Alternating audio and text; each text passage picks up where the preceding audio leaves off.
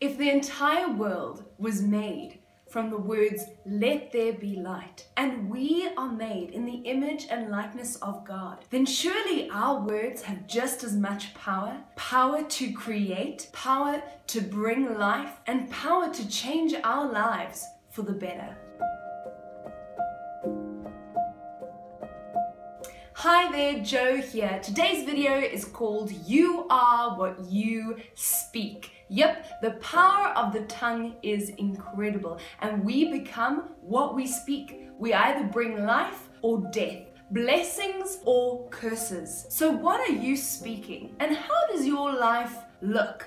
In James 3 verse 1 to 12, that passage is entitled Taming the Tongue, which should already tell you that our tongues are powerful and that we need to learn to tame them, to begin to be wise and speak wisdom and encouragement rather than speak recklessly out of emotion, causing damage. James 3 talks about the fact that we use a bit in the mouth of a horse to guide it which way it should go. A small little thing that it guides an entire horse, or the little rudder that guides a huge ship in the direction it should go. So too our tongues guide the directions we go and guide the path that we take. It talks about a small fire that can light an entire forest ablaze. So too our tongues have incredible power to change the world, for the better or for the worse, and we need to begin to control and to tame our tongues. So I'm going to give you 3 things to remember in relation to your tongue and how we need to start changing and living our lives. Number 1, you eat what you speak. Yep, it sounds strange, but what you speak, you end up eating. You end up eating the fruits of what you speak.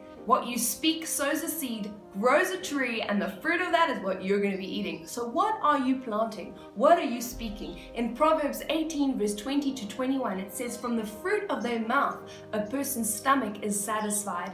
From the harvest of their lips they are filled." The tongue has the power of life and death. What a person speaks, they will eat of that fruit. Whoa. It sheds light on the fact of how powerful the tongue is to bring life or death, to change your circumstances. Proverbs 21 verse 23 says, "Those who guard their mouths keep themselves from calamity."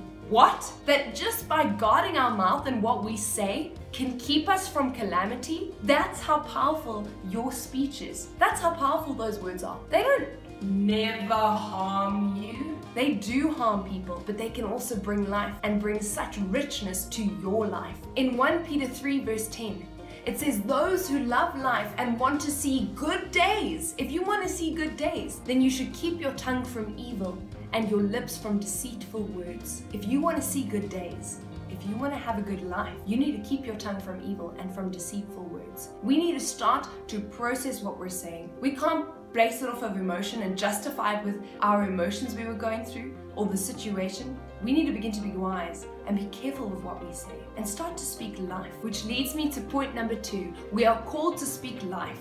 If the tongue has the power to speak life or death, then we should always choose to speak life. In Colossians 4 verse 6, it says that our conversation should be full of grace, seasoned with salt, that we may answer everyone.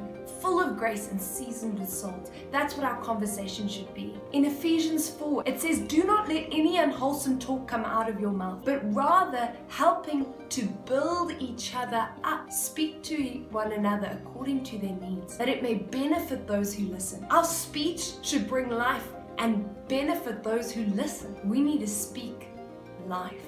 Number 3, words can either wound or heal, and we want to bring healing. In Proverbs 12 verse 18 and 25, verse 18 says that reckless words pierce like a sword, but the words of the wise bring healing. We want to be able to bring healing. We want to speak with wisdom, that it heals those around us, that it doesn't pierce like a sword. Verse 25 says that an anxious heart keeps a man down, but a cheerful, kind word cheers him up. A kind word can cheer people up from that anxiety that they are facing. So let's begin to speak kind words, to speak life over our own lives and those we encounter, so that they may benefit from what we say.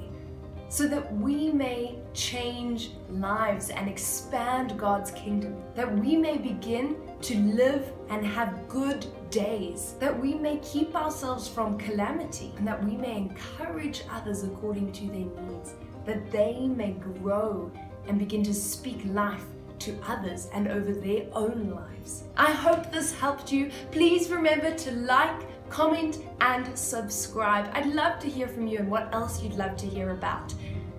Remember that you are unconditionally loved.